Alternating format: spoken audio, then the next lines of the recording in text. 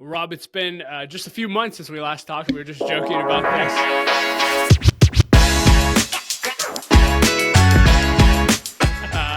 Apparently, you're going to come out with a new book every 3 to 6 months, so I'm excited to do this more often. But we are here because you have a brand new book coming out, and I'm really excited about it as well. And we'll just leave this really open-ended. The book's called Shine: How Looking Inward is the Key to Unlocking True Entrepreneurial Freedom. And you tagged up with our friend Gino Wickman, who founded EOS, again on this one. And so why did you guys write this book, and why now, and what do you want entrepreneurs to get out of it? Well, we both had lessons in our long entrepreneurial journey. And, what we learned was we were very focused on our outer world. And Gino really talks about this a little bit more than I do, because I started my inner journey a little bit earlier than he did.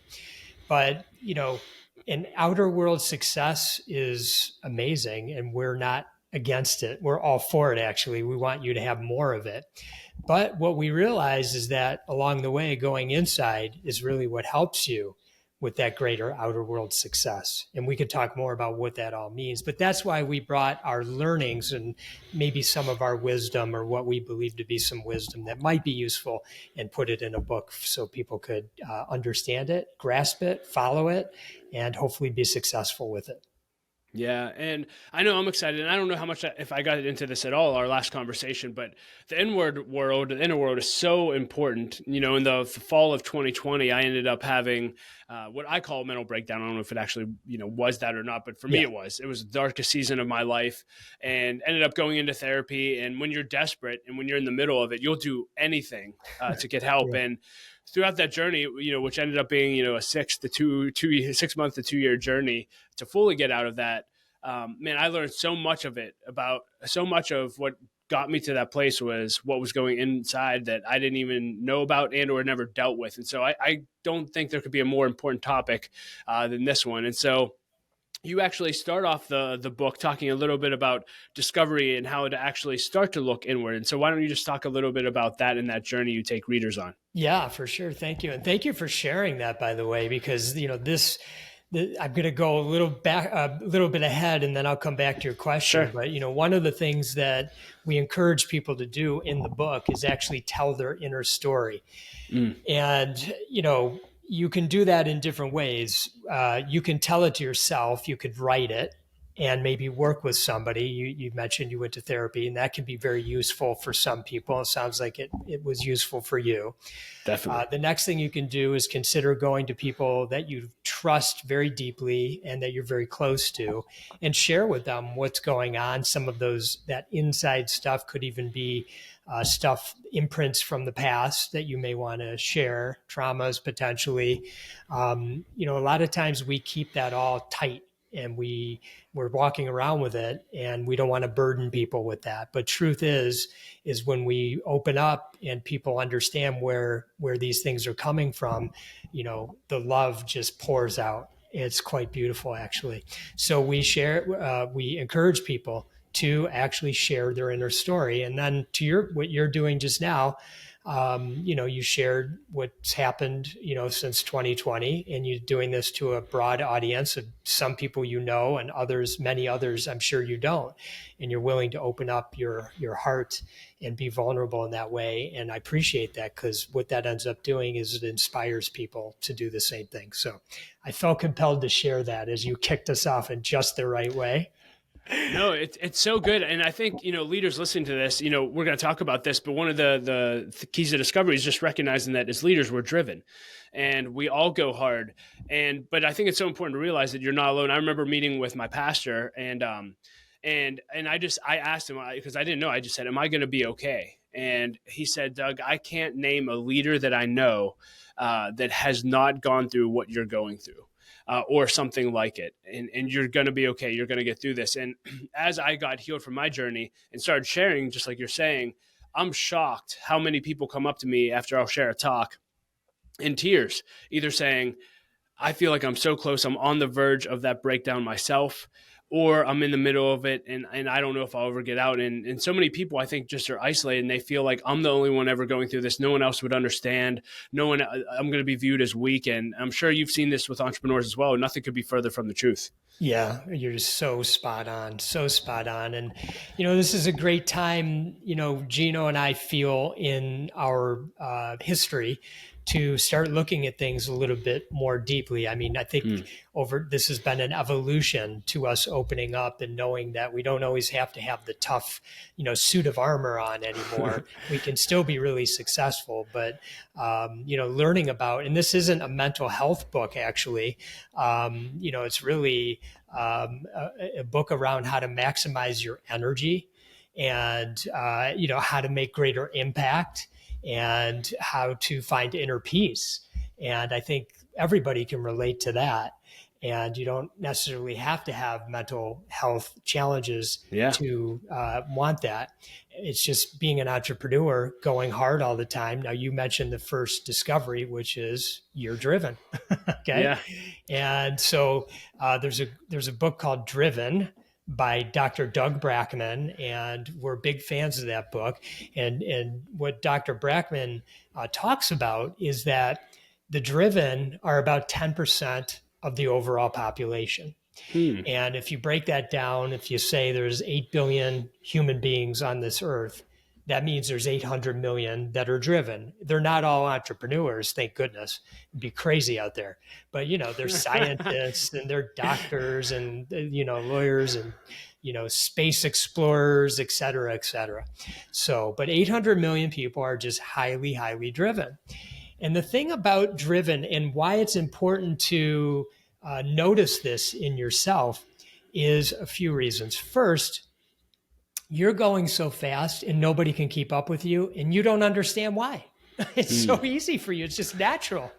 Yeah. And you're looking back and you're thinking to yourself, why is everyone so far behind me? I don't understand what's going on here. It's so frustrating.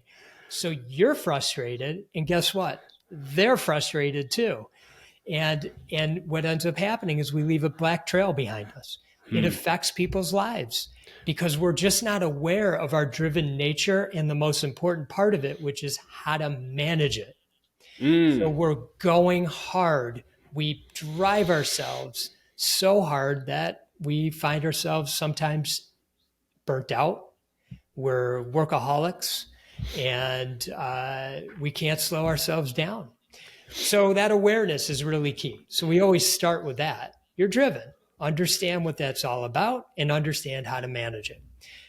The next piece to understand about you as a driven is that decisions are made out of love or fear.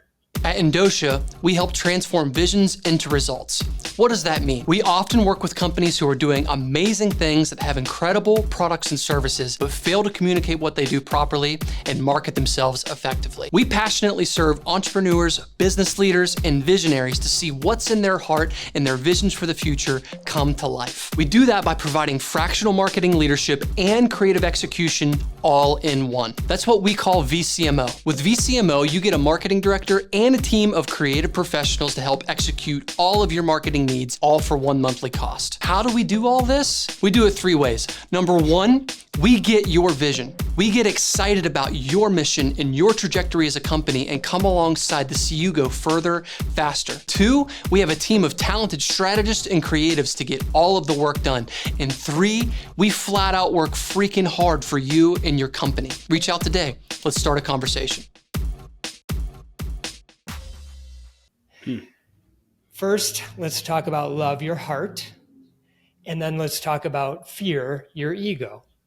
So when you're coming from your heart, you're coming from your true self. It's what you know to be true already inside of you before things are hitting your analytical mind. Okay? So you already have a good sense of what aligns with you in your life. Now, what we end up doing oftentimes is driven is we start getting all the inputs and then we start analyzing and overanalyzing and thinking, I wonder what that person will feel, or maybe I'll miss out on this opportunity, or, this, that, the other. And so we end up making a decision from fear. That's our ego. Ego's not bad, by the way. Ego's good too. So it's good and bad. Just know that. But on the fear side, our ego is trying to protect us. It doesn't want us to get hurt. And it's afraid that if we make that decision from love, we're going to get hurt. And our analytical mind is convincing us that we're going to do something that if we make that decision from our heart, it's going to be disruptive in our life. And so that's an important thing to recognize. So what we teach is the idea of slowing down, which we all get this now, pausing and just asking ourselves, where's this decision coming from? Now, ideally, if you can find a silent moment in a chair away from all your stuff, focus on your breath, and just really start to feel into your body as you kind of think about this decision and all the facts that you've received, and then what message that you're receiving about it. Because sometimes the facts, by the way, they're really compelling. In fact, it wouldn't be a bad decision to go that route. See, fear doesn't mean you're making a wrong decision. It's just a decision that may not align completely with you. Let's use an example in a business sense. You come into contact and get introduced to an absolute rock star in your industry. They have the know-how and the knowledge to bring your organization to a whole nother level if you bring them in. Everyone's telling you, you got to bring this person in. They're unbelievable. But you spent some time with them and there's something inside of you that's like gnawing at you. It's like, I don't know, there's something there, but this person has everything else. So you ignore it. You ignore what your heart's telling you because you're afraid you're going to miss out. You're afraid that you're going to miss on all these wonderful things that you believe this person's going to bring. And we see this all the time as leaders. Doug, you see it. I do too. Yeah. I've done it way too many times. Me too. You bring the person in and it's 6 months later, it's 3 months later, and you go, I made a mistake.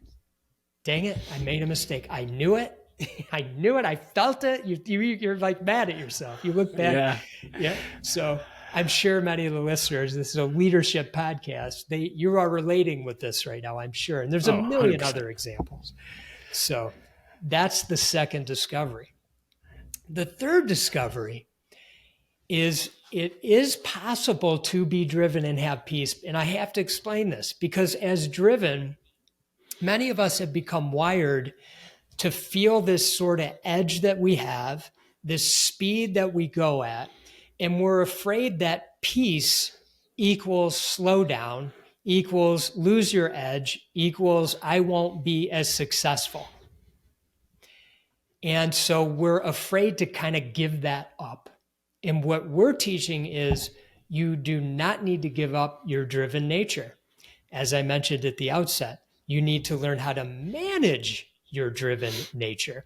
Once you know how to manage it and you're clear about understanding yourself and you're clear about protecting your boundaries so you will be doing the things that you love and making the greatest impact in this world, you will have peace.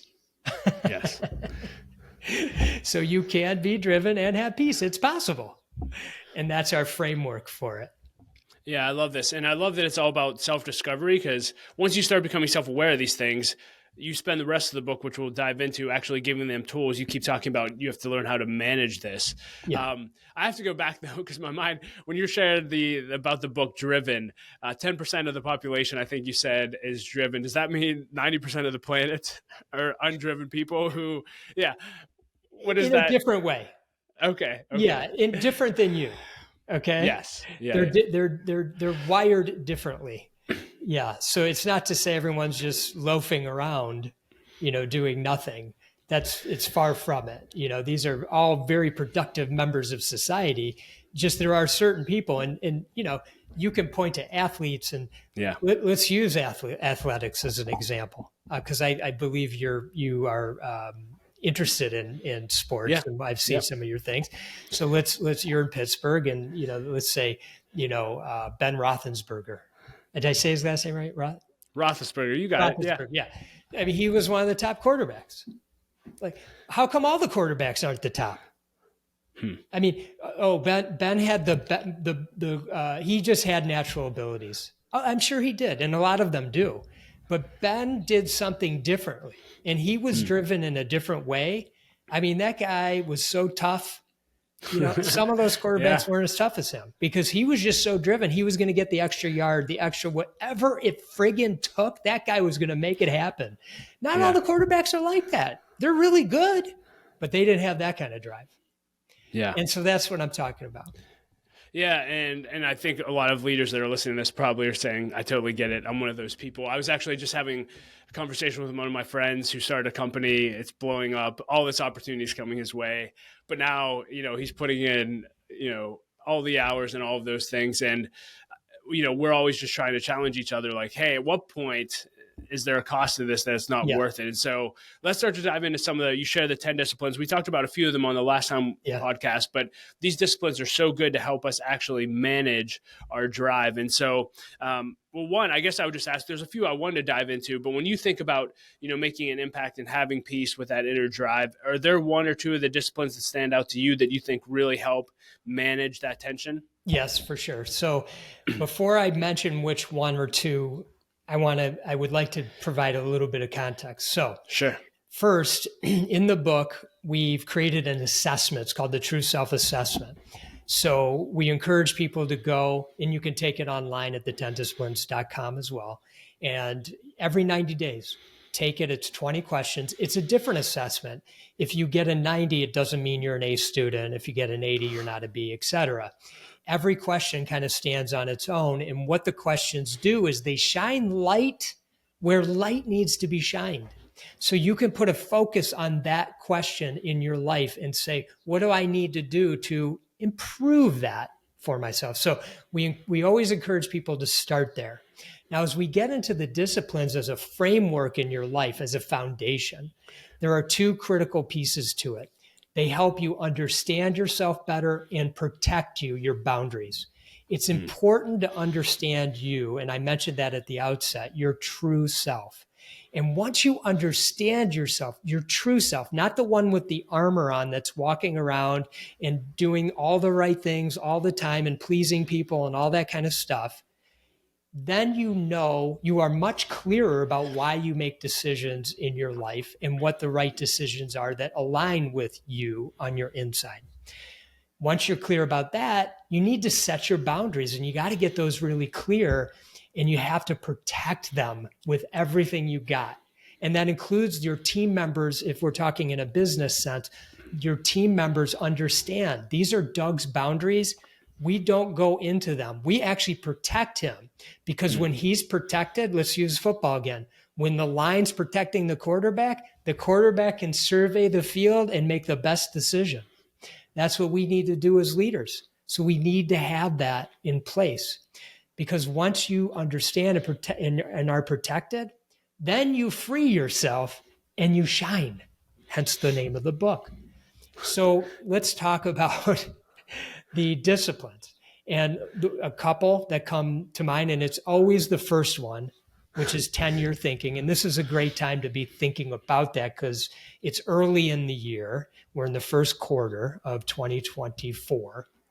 And when we talk about 10-year thinking, what we're suggesting to people, what we're encouraging them to do is to shift their mind from short-term thinking to thinking in 10-year timeframes. So let me explain this a little. First, this goes to understanding you.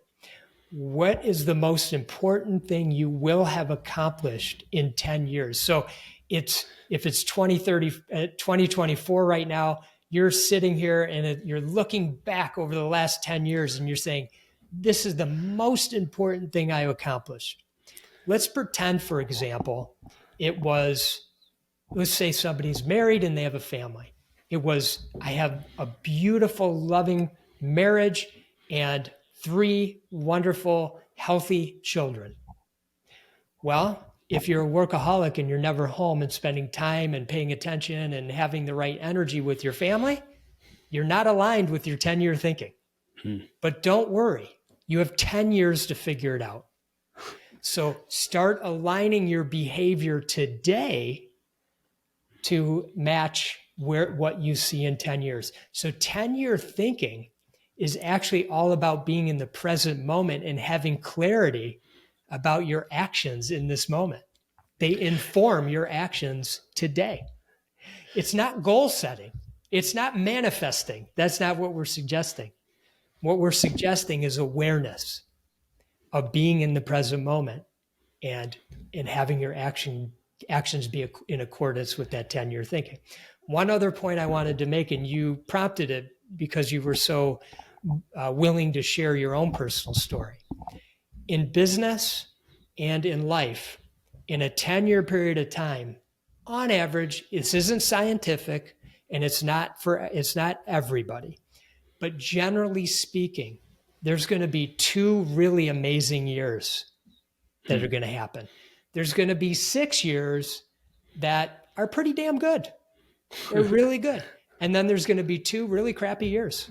Wow. Point is, be prepared for it mentally. Be prepared for it.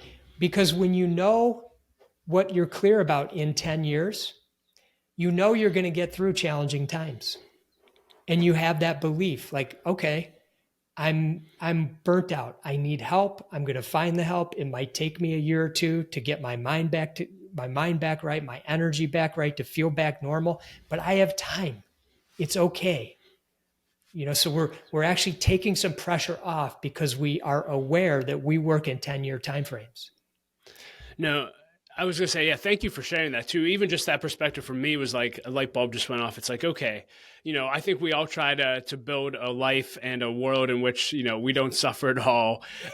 There's no plot twist. Everything's up and to the right. But I mean, you just said like, it's very, very simple. Like if we look back on the past, I'm 38. If I look at my 38, I'm like, yeah, that pretty much lines up with the timelines that you were throwing out there. And often, I mean, how many times have you talked to leaders where they hit those times and really all they are is a plot twist? But oftentimes, even the dark season I went through, it's like I wouldn't want to go back through that for millions of dollars. But the lessons that I learned and who I've become on the other side of that, I wouldn't trade for anything in the world either. And so I love that, the reality that brings. So thank you for sharing that. Yeah, absolutely. And by the way, in the moment, it might make you feel a little better, but it still stinks. You still want to get out of it. You're still motivated to get out of it. But, it does bring perspective to things. So, yeah. And the other thing I love about the 10-year vision is just the clarity that it gives you. It gives you a clear vision. And actually, you make prompts.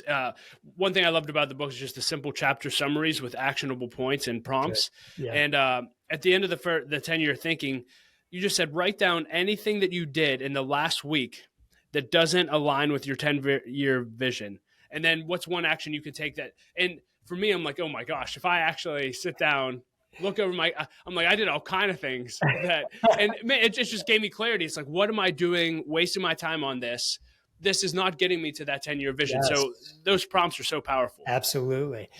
Okay. So let's talk about discipline number 5, which is another thing about understanding yourself, knowing you're 100%.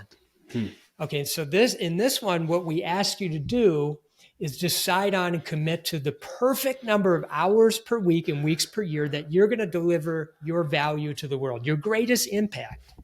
So I know leaders want to make an impact. And so what we have never really been taught is, what's the perfect amount of time each week I should be working? Should it be 30 hours? Should it be 80 hours? Like, where's the point? Where's the tipping point where I'm not productive anymore, but I have stuff to do and I'm plowing through it. And so getting really clear about that, and it does take experimentation, and we talk about that in the book in terms of kind of playing around with it. We give some examples of ways you can do that. And so you start to play around and you begin, again, we're bringing awareness to things. So you have to pay attention. So let's just say you've been a 70 hours a week person, and you start to notice like, wow, I am like exhausted. I work Saturdays and Sundays. I'm just like, my body just like is drained. So you recognize, okay, I have a physical reaction to that. I can see I'm tired. My body's tired. So I wonder what would happen if I just cut out 10 hours. Oh my God, I got to look at my calendar and somehow find this 10 hours. Well, guess what? This is about protecting you. You have to understand I have to start looking at everything I'm doing and start making some tough decisions. Guess what? I can't do that anymore. I'm going to have to delegate this. I'm not going to be in that meeting anymore. And they really don't need me anyway. And so now you're down to 60 and you start paying attention to your energy with 60 and you start playing around with it until you get the perfect number.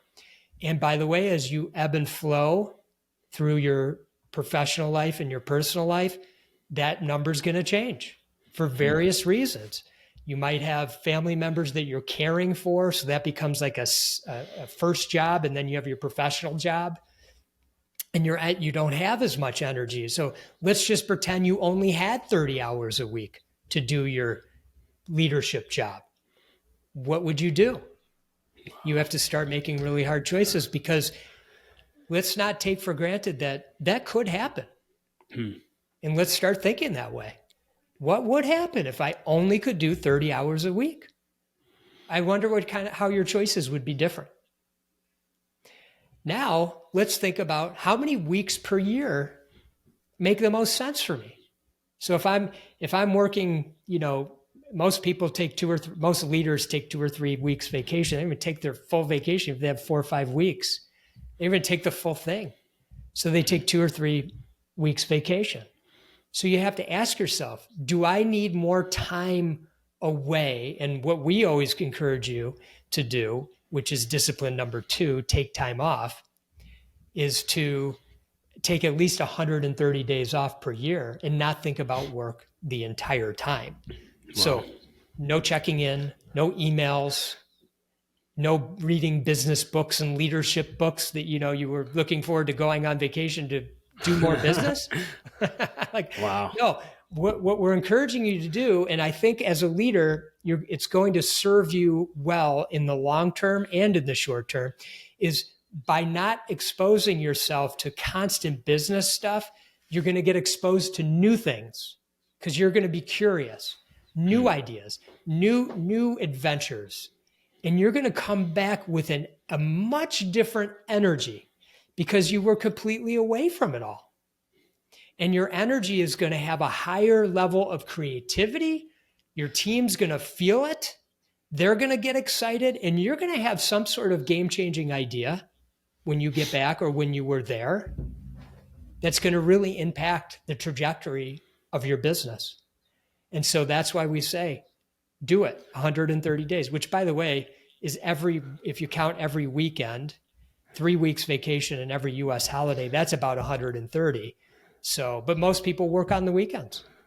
Yeah, true. Well, I love these disciplines. I love that exercise of cutting down. Every year I try to do a time study, and it's amazing when you actually track the time that you work, how much time you're actually wasting. Yeah. And, some people are listening to this and they say, I work 60, 70 hours. But if you actually looked at where you're spending your time, you're probably working a lot less than that. And you could be a lot more efficient and effective. But if you never take the time to do it and actually, experiment, like you said, you'll never get that. What did you learn about yourself, Doug, when you did the time study? Oh, every year I learn something new, but I waste a lot of time. The big thing for me now is I'm reviewing my time. And actually this leads to another discipline, which we talked about last time, but I'm like, I could talk about this every episode. Say no. I'm really challenged. So again, without going into my whole story, my life was headed one way, and I had a lot of mentors who were very generous and came into my life, and my life turned around. Yeah. And I'm so grateful for the time they spent with me. And now, with what I'm doing now, I get so many young leaders and people that want to reach out and want to meet with me. And I cannot say no. Yes, I'll meet with you. And I have narrowed it down and gotten a little better where it's like, hey, I don't need to meet you for coffee or lunch. Let's just do a 15 to 20 minute Zoom. But still, when I look at my calendar, I'm like, I'm doing way too many of these, but it's so hard. And I don't know if you have any advice for me. I'd love some, but how to set those boundaries and, still, because at the end of the day, like you said, I'm a leader. I want to make an impact. Yeah.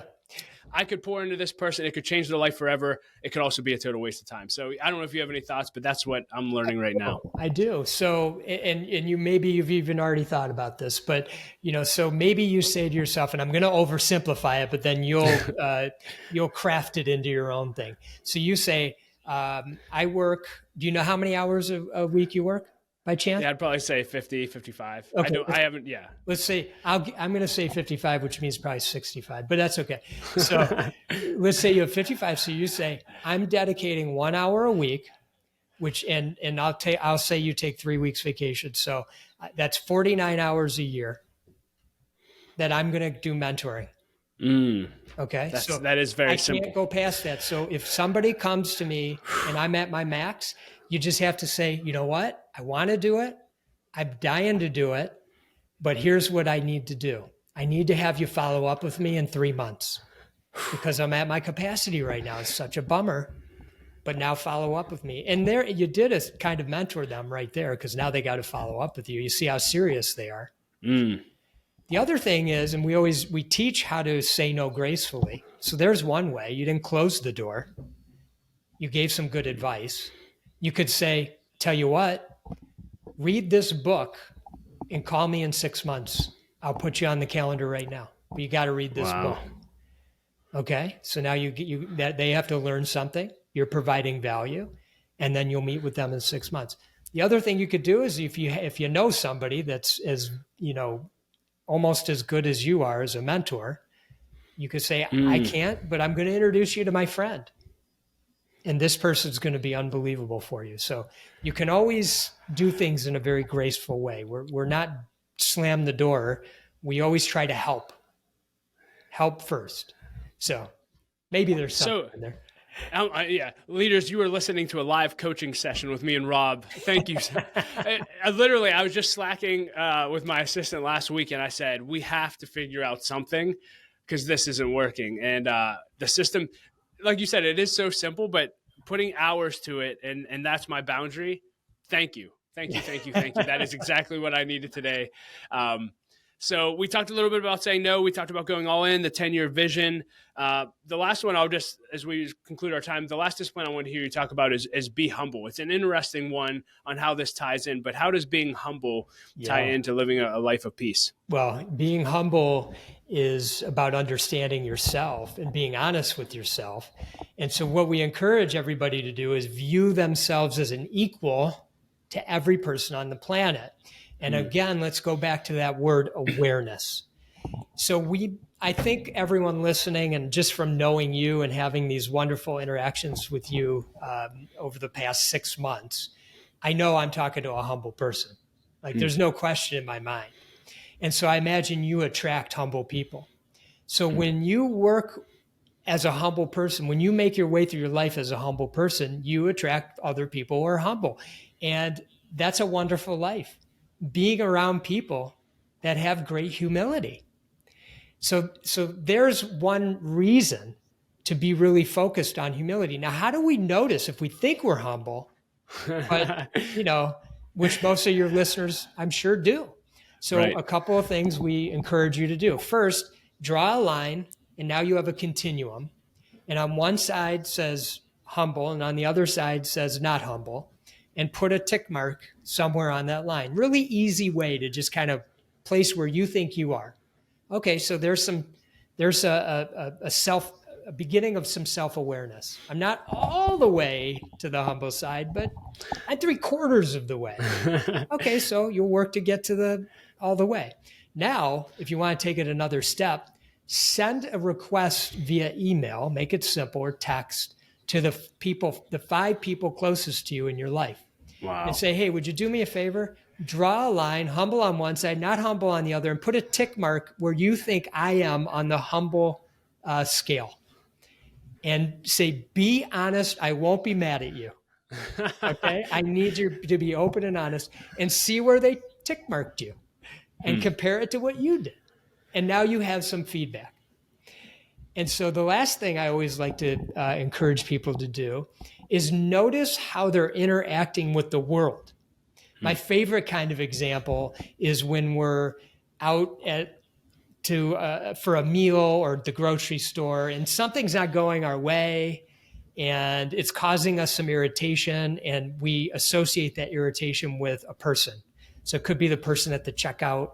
It could be the person who's in front of us at the store, at the grocery store. It could be the server at the restaurant. So we start to associate like, this person, they're so unorganized. They just can't get my order right.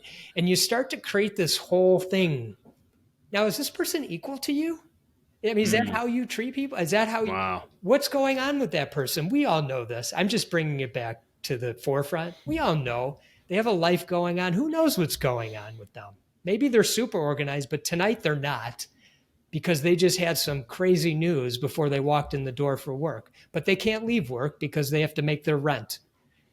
You know, so these are just simple examples that help us really check ourselves from a humility standpoint. And the last thing, and then I'll let you conclude our time, is I never met somebody who was humble who didn't express gratitude on a daily basis, whether that's through a formal practice every day where they sit down with intention and jot down things they're grateful for, or they're just constantly, every single interaction, every single thing, they're just like, I'm grateful, Doug, to you for having me back so soon, and your willingness to, you know, talk about the book, things like that. I really was asking that. I said to the, you know, when the team booked this, I said, Doug remembers we talked already, right? And I said, wow, that's really great. I'm so grateful for his openness to do this again. So I never met somebody who wasn't humble, or who was humble, who didn't have some type of gratitude practice daily in their life. Yeah, well, I love that, and I'm grateful for you and the impact that you're making in the world. That's why I had you back on again. I know it would add value. Little did I know that I would be grateful that you solved my issue with spending too much time saying yes to people. So it was a double win. And again, the book is called Shine for all of our listeners. If you're interested, we'll have a link in the show notes. Go out and get a copy of this, read through it with a mastermind group or some of your team at work, and do this together. So, Rob, anything you want to leave leaders with today before we officially conclude? Honestly, just don't be afraid to go inside, look to free your true self, and make a huge impact in this world. You're driven, and that's what you're here for, and you will begin to shine. Well, thank you so much, Rob. And Thank you, Doug. Maybe we'll have a new book in 3 months and we'll do it again. Okay, my man. Thank you so much. Hey, leader, and thank you so much for listening to my conversation with Rob. I hope that you enjoyed it as much as I did. You can find ways to connect with him and links to everything that we discussed in the show notes below. I also want to give a shout out to our sponsor, Andosha Marketing Solutions. They are the producers of this podcast, and if your organization needs any marketing expertise at all, I wholeheartedly recommend you check out their services. You can visit them at andosha.com. That's ANDOCIA.com. And as always, I like to end with a quote. Today I'll quote McGannon, who said this: "Leadership is not a position or a title. It is action and example." I love that. Well, that's going to wrap up today's episode, leader. As always, remember this: don't quit. Keep leading. The world desperately needs your leadership. Until next time.